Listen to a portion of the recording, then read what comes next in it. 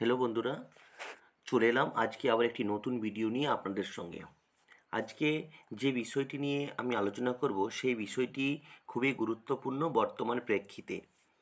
আজকে আমি school service কমিশনের যে 26,000 চাকরি বাতিল মামলা, সেই বাতিল মামলা নিয়ে আলোচনায় আসব। তবে আলোচনায় আসার আগে আমি আপনাদের কাছে রিকোয়েস্ট করব, অনুরোধ করব, যারা এখনও আমার চ্যানেলটিকে সাবস্ক্রাইব করেননি তারা অবশ্যই চ্যানেলটিকে সাবস্ক্রাইব করে চ্যানেলটির পাশে থাকুন এবং বেল আইকনটি প্রেস করে দিন।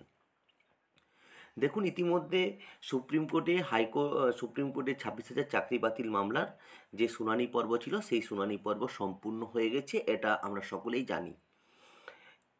গত 10 তারিখে এই মামলার ফাইনাল হিয়ারিং ছিল এবং সেই ফাইনাল হিয়ারিং সম্পূর্ণ হয়ে যাবার পর আজকে যে কারণে আমি ভিডিওটি করতে বসেছি সেটি কিন্তু বলতে গেলে ব্রেকিং নিউজ, তার সঙ্গে সঙ্গে আবার আশ্চর্য এবং চমকপ্রদ, সেই নিয়ে আমি আসছি। দেখুন, আমি যে 3টি কি 4টি পয়েন্ট আজকে আলোচনা করব, তার মধ্যে প্রথম যেটি হলো সেটি হলো যে স্কুল সার্ভিস কমিশন আরও নতুন তথ্য সুপ্রিম কোর্টে জমা দিতে চলেছে। অর্থাৎ মহামান্য সুপ্রিম কোর্টের যে প্রধান বিচারপতি আছেন সেই প্রধান বিচারপতির এজলাসে 1 নম্বর কক্ষে তারা আবার নতুন যে তথ্য সেই তথ্য নাকি জমা দেবে। এটা যেমন 1 নম্বর। 2 নম্বর হলো রায়দান কবে হতে পারে, 2 নম্বর। এবং 3 নম্বর, এই রায়দানের রায়দানের বিষয়বস্তু কি হতে পারে বা কি হবে বলে আমার নিজস্ব ব্যক্তিগত ধারণা। আর একটি খবর যেটি চারদিকের থেকে ছড়িয়ে পড়েছে সেটি হলো ঝাড়খণ্ডে একটি চতুর্থ শ্রেণীর কর্মী নিয়োগ হয়েছিল। সেই চতুর্থ শ্রেণীর কর্মীর যে রায়দান ছিল সুপ্রিম কোর্টে, সেখানে কিন্তু পুরোপুরি প্যানেলকে বাতিল করে দেওয়া হয়েছে। এই নিয়ে আমার এই 4টি যে পয়েন্ট, এই 4টি পয়েন্ট নিয়ে আমি আজকে আলোচনা করব। তবে এই 4টি পয়েন্ট আলোচনা করার আগে আমি আরেকবার বলবো, যারা এখনও আমার চ্যানেলটিকে সাবস্ক্রাইব করেননি সেই সব বন্ধুরা তারা অবশ্যই চ্যানেলটিকে সাবস্ক্রাইব করে চ্যানেলটির পাশে থাকুন। দেখুন, প্রথম যে পয়েন্টটি আমি আপনাদের কাছে আলোচনা করব সেটি হলো স্কুল সার্ভিস কমিশন যে পরীক্ষা নিয়েছিল 2016 সালে, যে এসএলএসটি পরীক্ষা, সেই এসএলএসটি পরীক্ষা কলকাতা হাইকোর্ট কর্তৃক পুরোপুরি বাতিল হয়ে যাওয়ার পর তারা সেই প্যানেলটিকে সুপ্রিম কোর্টে চ্যালেঞ্জ করে এবং সুপ্রিম কোর্টে চ্যালেঞ্জ করার পর সোমবার দিন পুরোপুরি ফাইনাল শুনানি হয়ে যায়। এবং তারপর আজকে বৃহস্পতিবার, অর্থাৎ 13 তারিখ, 13/2/2025, আজকে আজকের থেকে সোমবার, অর্থাৎ সোমবারের মধ্যে সুপ্রিম কোর্টে তারা নাকি কিছু তথ্য প্রেরণ করবে, তারা কিছু তথ্য দেবে। এই নিয়ে তারা একটা সাবমিশন করেছিল, সেটা গ্রান্ট হয়েছে এবং মাননীয় প্রধান বিচারপতি কিন্তু বলেছেন যে সোমবারের মধ্যেই তারা কিন্তু তাদের নির্দিষ্ট যে ডকুমেন্টস আছে সেই ডকুমেন্টস তারা দিতে পারবে, জমা করতে পারবে। তবে এটি তার শেষ সময় বলেও কিন্তু শুনতে পাওয়া যাচ্ছে। তবে এখন একটি প্রশ্ন উঠছে বা একটি প্রশ্ন দানা বাঁধছে যে এই 26,000 যে চাকরি বাতিল মামলা আছে, অতদিন অর্থাৎ হাইকোর্টে বারবার বলা সত্ত্বেও যখন দোলাচলতার মধ্যে ছিল স্কুল সার্ভিস কমিশন, তারপরে এখানেও অনেকবার শুনানি হয়েছে। মাননীয় প্রধান বিচারপতি বারবার বলেছেন সেগ্রিগেশনের কথাটা, আলাদা করে দেওয়ার কথাটা, কিন্তু সেখানে তখন স্কুল সার্ভিস কমিশন কোনো তথ্য জমা দেয়নি বা যে পরিমাণ তথ্য দিয়েছিল সেই পরিমাণ তথ্যের মধ্যে মিল ছিল না। অর্থাৎ সিবিআই এবং মধ্যশিক্ষা পর্ষদ, রাজ্য সরকার এবং আমাদের স্কুল সার্ভিস কমিশন, এর মধ্যে একটা ভিন্ন ভিন্ন সংখ্যা ছিল। তার সঙ্গে ছিল আমাদের বিকাশ রঞ্জন ভট্টাচার্য মহাশয়, আমাদের ফিরদৌস শামীম মহাশয়, বিক্রমবাবু এবং আমাদের সুদীপ্ত দাশগুপ্তবাবুর যে সংখ্যা, সেই সংখ্যার মধ্যে একটা কিন্তু গলদ ছিল, মানে মিল ছিল না তাদের মধ্যে যে সংখ্যাটা ওনারা দিয়েছিলেন। এরপরে ফাইনাল শুনানি যেদিন হয়ে গেল 10 তারিখে, সেই ফাইনাল শুনানির দিনও কিন্তু কোনো তথ্য এরা নতুন করে দেননি, সেটা আমরা সকলেই শুনেছি বা দেখতে পেয়েছি। যেটা আগে দিয়েছিল, যে সংখ্যাটা দিয়েছিল সেই সংখ্যার উপরে কিন্তু শুনানি পর্ব সম্পূর্ণ হয়েছে। এখন হঠাৎ করে শোনা যাচ্ছে যে স্কুল সার্ভিস কমিশন নাকি তাদের আরও নতুন করে তথ্য দেবে। কী তথ্য দেবে, কী না তথ্য দেবে সেটা আমরা কিন্তু জানি না, তবে একটা তথ্য দেবে এটা কিন্তু জানা যাচ্ছে। তবে মাননীয় সুপ্রিম কোর্টের প্রধান বিচারপতি সেটি সোমবারের মধ্যে দিতে বলেছেন। এখন বিভিন্ন প্রেসের মাধ্যমে বা প্রেস মিডিয়ার মাধ্যমে আমরা জানতে পাচ্ছি বা মিডিয়ার মাধ্যমে আমরা জানতে পাচ্ছি যে মাননীয় বিকাশ রঞ্জন ভট্টাচার্য মহাশয় বাবু যে বলেছেন বা বলছেন যে নতুন করে যখন তথ্য তারা জমা দেবে সুপ্রিম কোর্টে, তারা সেই পরিপ্রেক্ষিতে কোনো ডকুমেন্টস তারা সেটার বিরুদ্ধে সওয়াল করতে পারবেন না বা সেটা জানতে পারবেন না বা জানারও সম্ভব নয়, এটা নাকি শোনা যাচ্ছে বা বলছে, আমি একটা চ্যানেলে দেখলাম। এরপর সেটার পরিপ্রেক্ষিত কী হবে, কারণ তারা তো আর নতুন করে সেই তথ্য বা সেই তথ্যর হিসাব নিকেশ সম্পর্কে কিছু জানতে পারছেন না বা পারবেন না। এখন সমস্যা হচ্ছে যে সুপ্রিম কোর্টের মাননীয় প্রধান বিচারপতি যেহেতু তাদের তথ্য জমা দিতে বলেছেন, সেহেতু কী হবে। এখন মাননীয় বিকাশ রঞ্জন ভট্টাচার্য মহাশয় বলছেন যে জমা নিতে বলেছেন, কিন্তু তারা তো সেই কপি বা সেই তাদের যে তথ্য সেই তথ্য তারা পাবেন না। আবার অন্যদিকে স্কুল সার্ভিস কমিশনের সেদিনের শুনানিতে যে কথাটা পরিষ্কার হয়ে গিয়েছিল যে তারা র্যাঙ্ক জাম বা এটসেট্রা যে ইয়েগুলো ছিল, দুর্নীতিগুলো ছিল, সেগুলো তারা সম্পূর্ণ তথ্য দিতে পারবে। এখন মনে হচ্ছে যে তারা কি এই তথ্যগুলো দিচ্ছে বা যেগুলো ও মানে একদম অথেন্টিক ওদের কাছে আছে বা গুরুত্বপূর্ণ বা তাদের একটা প্রমাণ আছে, সেই প্রমাণগুলোই তারা দিচ্ছে, এখন বোঝা কিন্তু মুশকিল। তবে আমার মনে হয় যে তারা ভালো বুঝেছেন যে এগুলো দেওয়া প্রয়োজন প্যানেলটাকে বাঁচাতে গেলে বা প্যানেলটি যদি ঠিকঠাক রাখতে হয়, তাহলে কিন্তু এইসব তথ্যগুলি দেওয়া প্রয়োজন। এই জন্যই হয়তো ওনারা সেটা সাবমিট করার চেষ্টা করছেন। তবে আরও এক জায়গা থেকে বা অন্য জায়গা থেকে আমরা খবর পাচ্ছি, বিভিন্ন মিডিয়া খুললে আমরা দেখতে পাবেন আপনারা, সেখানে দেখা যাচ্ছে যে অনেকে বলছেন যে এটা স্কুল সার্ভিস কমিশনের চাল, অর্থাৎ একটা দুর্বিসন্ধি। কীরকম, যে এই যে সাবমিশন করা হচ্ছে, এই সাবমিশন করার ফলে কী হচ্ছে, একটা সময় খাবে, যে বিচার ব্যবস্থার যে জাজমেন্ট অর্থাৎ যে রায়দান, সেই রায়দান হয়তো পিছিয়ে যাবে। এইটা করতে করতে হয়তো আমাদের যে এটা বিকাশবাবুই কথা বলেছেন, সেদিন আমি টিভিতে দেখেছি যে হয়তো যে নতুন বিচারপতি চলে আসবেন, এরকম একটা কিন্তু শোনা যাচ্ছে। কিন্তু সেটা জানি না কোন পরিপ্রেক্ষিতে কী হবে। তবে এইটুকুনই বোঝা যাচ্ছে বা এইটুকুন আমরা বুঝতে পারছি যে যদি এই পদ্ধতিটা বা এই সে আলাদা করার, দুর্নীতিগুলোকে আলাদা করার যদি পদক্ষেপটা স্কুল সার্ভিস কমিশন আগে নিত, হয়তো আরও ভালো হতো এবং সেটি সকলের সামনে আসতো এবং সেটি আমরা লাইভ দেখতে পেতাম। এটা একটা ভালো দিক হতো, কিন্তু এখন তো আর সে উপায় নেই। এখন আমরা দেখতে পাবো না বা বুঝতেও পারবো না যে কি সাবমিশন করছে। সেটা পরবর্তীকালে যদি সেই কপি রেসপন্ডেড উকিলদেরকে দেওয়া হয় বা আইনজীবীদের দেওয়া হয়, তারা যদি প্রকাশ করেন, আমরা হয়তো তাহলে পেতে পারি।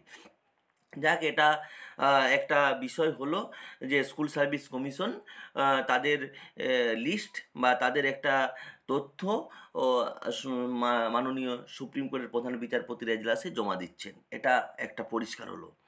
2 নম্বর পয়েন্টে আসি, তাহলে ব্যাকফুটে কি এসএসসি, এটা বলা খুব মুশকিল। তবে আমি বলবো যে এখন একটু মানে বেশ সমস্যায় আছে, সমস্যায় থাকার কথা। কারণ হচ্ছে যে তথ্যগুলো তারা দিয়েছেন, মধ্যশিক্ষা পর্ষদ দিয়েছেন, পশ্চিমবঙ্গ সরকার দিয়েছেন এবং সিবিআই দিয়েছেন, সেই তথ্যের মধ্যে মিল নেই।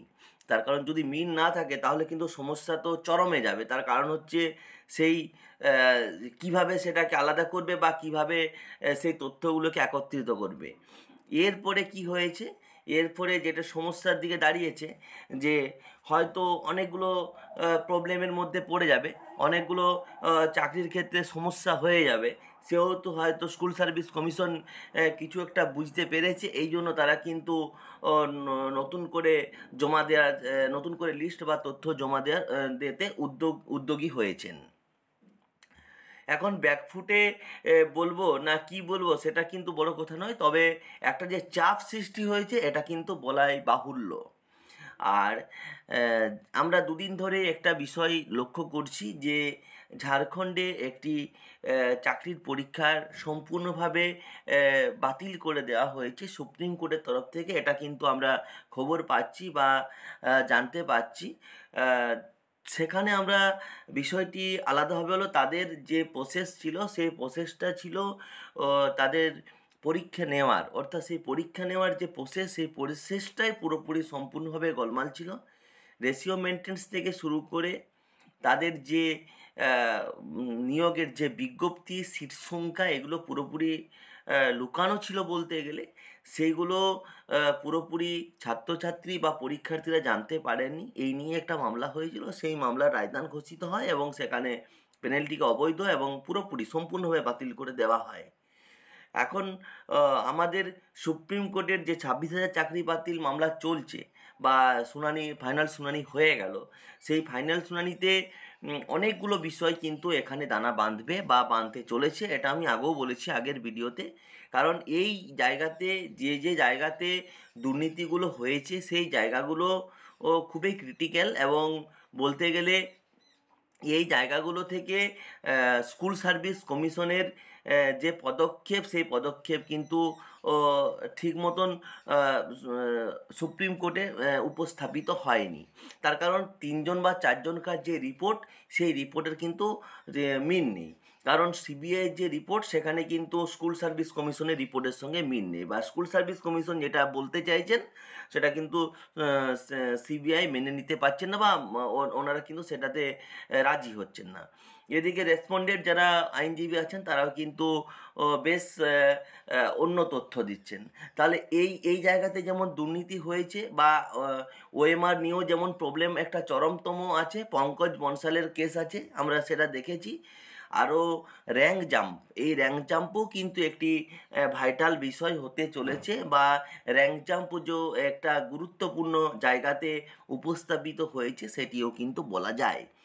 আরও র্যাঙ্ক জাম্পের পাশাপাশি ধরো আরও একটা কথা উঠে আসছে, সেটা হচ্ছে ভাইবা। সেই ভাইবার নাম্বার ম্যানিপুলেশন, অর্থাৎ ভাইবাতেও নাম্বার কিন্তু কম দেওয়া হয়েছে, এইরকমও কিন্তু আমরা দেখতে পেয়েছি।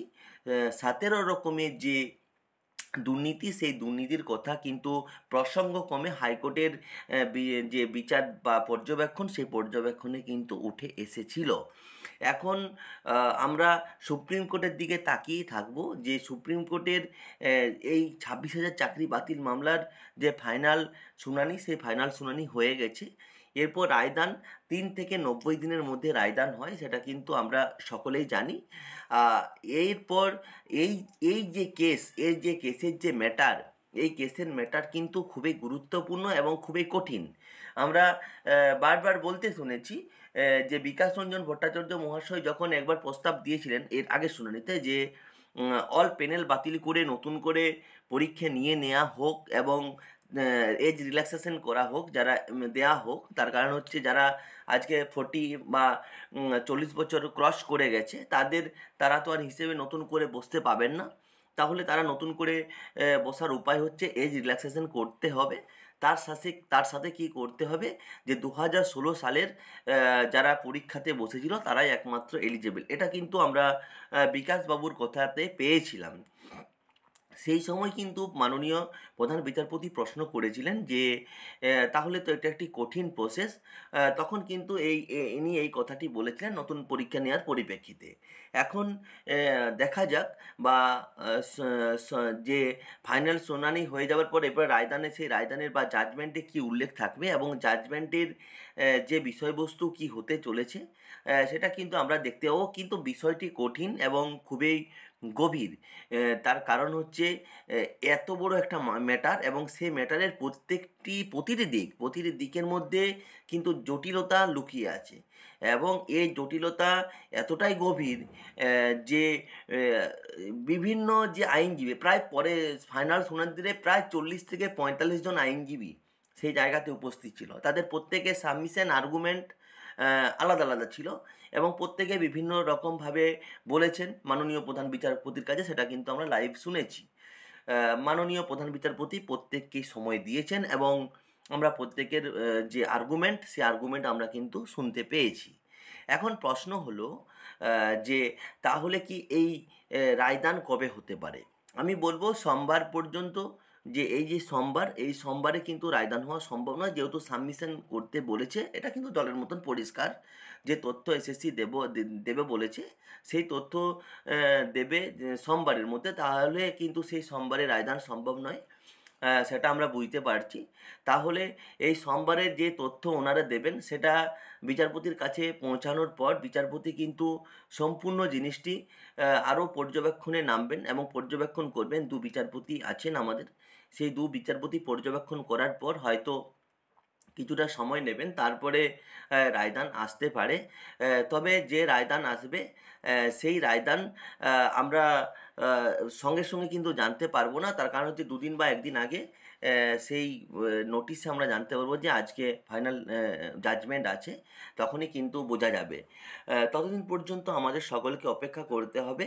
তবে 2টি দিক আমি বলে দিলাম আজকে, আরও একবার ঘুরিয়ে বলে দিচ্ছি যে স্কুল সার্ভিস কমিশন বা এসএসসি যে নতুন তথ্য দিচ্ছে, সেই তথ্যটা দিচ্ছে কিন্তু চাপে পড়ে মনে হয় আমার। তার কারণ হচ্ছে আগে এতবার বলা সত্ত্বেও কিন্তু নতুন করে কোনো তথ্য দেয়নি। আর দ্বিতীয় হচ্ছে ঝাড়খণ্ডের যে একটি প্রবলেম হয়েছে সেই প্রবলেম। আর 3 নম্বর হচ্ছে তো আপনার স্কুল সার্ভিস কমিশনের কর্তৃক যে তথ্য দেবে সেই তথ্য কিন্তু বিকাশ রঞ্জন ভট্টাচার্য মহাশয় তিনি বলেছেন যে এরকম কোনো ইয়ে নেই, কারণ আমরা তো আর তথ্য দেখতে পাবো না, বা এটা গ্রহণ করেছে হয়তো তথ্যটা দেখবে কি না সেটিও সন্দেহ আছে, কারণ আমি এটা একটি সোশ্যাল মিডিয়াতে দেখেছি। এখন আমাদের সকলকে অপেক্ষা করে থাকতে হবে পরের শুনানি, পরের যে আমাদের জাজমেন্ট আছে সেই জাজমেন্টের দিকে। ততক্ষণ সকলে ভালো থাকুন এবং সুস্থ থাকুন। দেখা হচ্ছে একটি পরের ভিডিওতে। ততক্ষণ পর্যন্ত যারা এখনও পর্যন্ত আমার চ্যানেলটিকে সাবস্ক্রাইব করেননি তারা অবশ্যই চ্যানেলটিকে সাবস্ক্রাইব করে চ্যানেলটির পাশে থাকুন এবং বেল আইকনটি প্রেস করে দেন। আমি পশ্চিমবঙ্গের বিভিন্ন চাকরি সংক্রান্ত কোনো সমস্যা বা ফর্ম ফিল আপ যাই হোক না কেন এই চ্যানেলে দেওয়ার চেষ্টা করি। আপনারা এই চ্যানেলটির পাশে থাকলে আমি খুবই আনন্দিত হব এবং সাবস্ক্রাইব করুন, এবং সাবস্ক্রাইব করলে যখন নতুন কোনো ভিডিও দেব সেই ভিডিও আপনাদের কাছে চলে যাবে সর্বপ্রথম। ভালো থাকুন, ধন্যবাদ সকলকে।